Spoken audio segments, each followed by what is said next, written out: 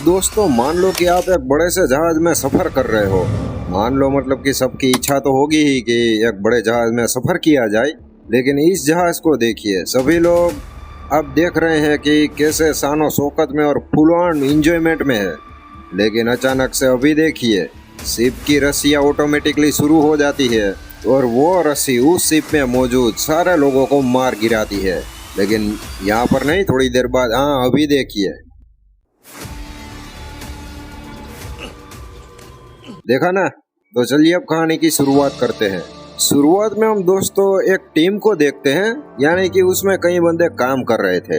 अभी उन लोगों का काम ये था कि जैसे मान लो कि समुद्र में कहीं ऐसे शिप है जिसमें कोई है नहीं या लावारिस पड़े हुए हैं, तो उस शिप को ये सारे मतलब कि इस टीम के बंदे उस शिप को हथिया लेते और उस शिप को टो करके किनारे पर लाकर बेच देते, ताकि वो फुल ऑन पैसा कमा सकते हैं और अपनी ऐश शुरू कर सकते हैं और enjoyment full on life settle.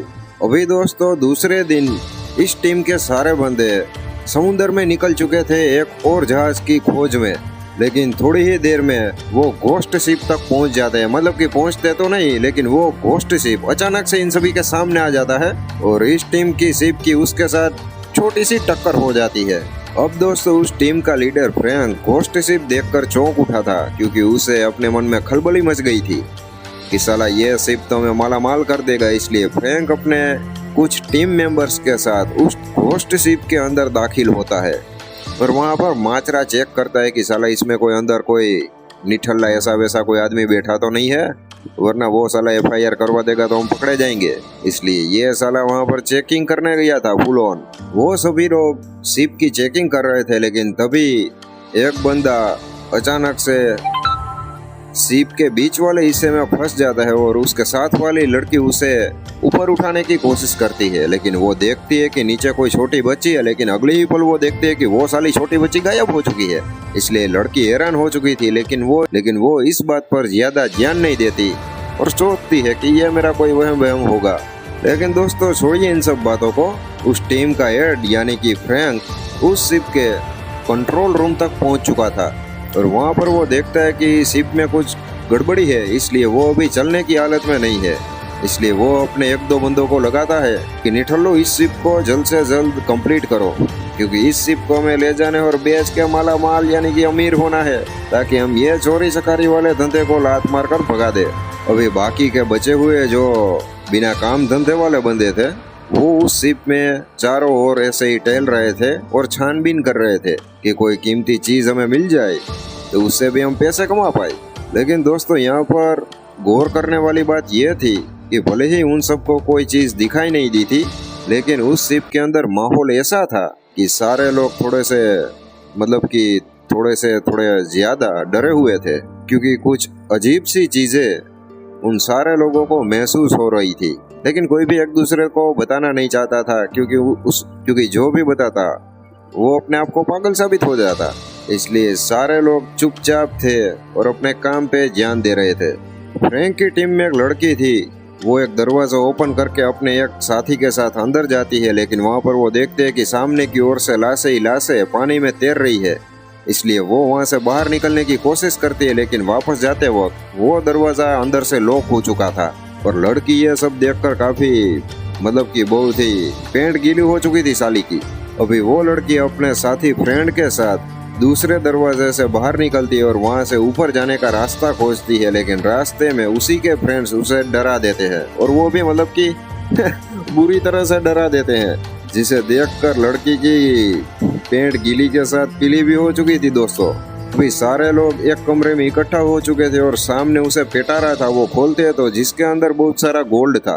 अभी फ्रैंक की टीम काफी हचमचाई चुकी थी, क्योंकि सारे लोग इतने खुश कभी नहीं हुए थे, क्योंकि शिप के अंदर से इतना सारा गोल्ड निकलना कोई आम बात नहीं थी। लेकिन दिक्कत अभी दोस्तों बढ़ने वाली थी, क्योंकि फ्रैंक की टीम का जो शख्स उस घोस्ट शिप को ठीक कर रहा था, उसे ऊपर की ओर एक परछाई दिखाई देती है बच्ची की, जो शिप से नीचे कूदने वाली थी। इसलिए उसे बचाने के लिए वो रेड वाला बटन दबा देता है और तभी वहां पर ब्लास्ट हो जाता है और ब्लास्ट में वो बंदा भी मारा जाता है और उसके साथ जिस जहाज में वो सारे लोग आए थे वो जहाज भी जलकर खाक हो जाता है। और अभी ये सारे लोग फंस गए थे उस घोस्ट शिप के अंदर, लेकिन इन सालों को पता नहीं था कि ये असल में घोस्ट शिप है जिस पर भूतिया यानी कि भूत वास करते हैं। शाम को लड़की वापिस एक रूम से दूसरे रूम में जा रही थी, तभी उसके सामने एक अजीब सी चीज होती है, क्योंकि उसके सामने के सारे डोर्स अपने आप ही बंद होने लगे थे। इसे देखकर लड़की काफी कि बुरी तरह से दोस्तों टेंशन में आ चुकी थी।